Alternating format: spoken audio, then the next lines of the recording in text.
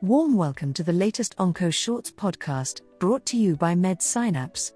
OncoShorts covers a wide range of clinical and scientific medical content that offers enriching insights into the world of oncology.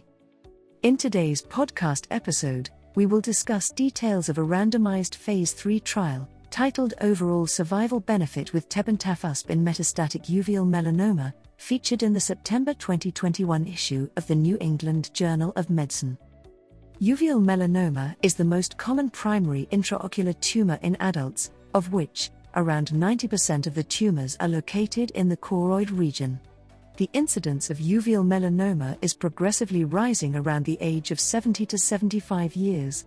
Although in children, congenital uveal melanoma is extremely rare.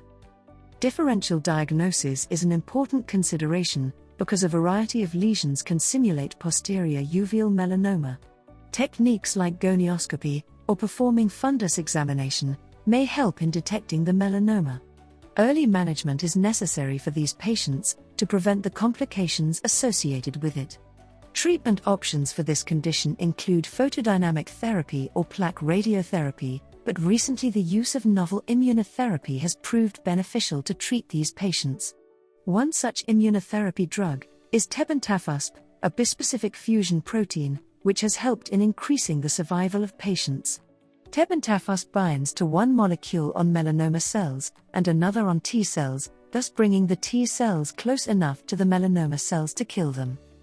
In this open-label, phase 3 trial, out of 378 patients, 252 were randomly assigned to the Tebentafusp group, and the rest 126 patients to the control group, the interventions of which consisted of pembrolizumab, ipilimumab, or dacarbazine. The primary endpoint was overall survival. It was found that the overall survival at 1 year was 73% in the Tebentafusp group and 59% in the control group. Patients treated with Tebentafusp showed greater progression-free survival of 31% than 19% observed in the control group. Adverse events commonly noticed in the Tebentafusp group were cytokine-mediated events and skin-related events. Rash was majorly observed in these patients, which was around 83%, followed by pyrexia with 76%, and then pruritus with 69%.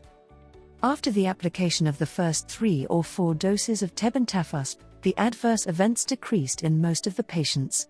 9% of the patients in the Tebentafusp group had their tumors shrink in response to treatment, compared to 5% in the control group.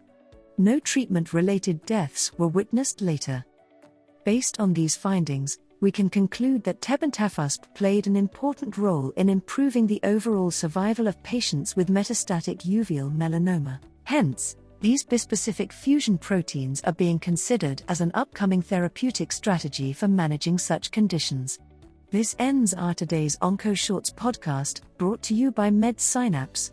Thank you for listening.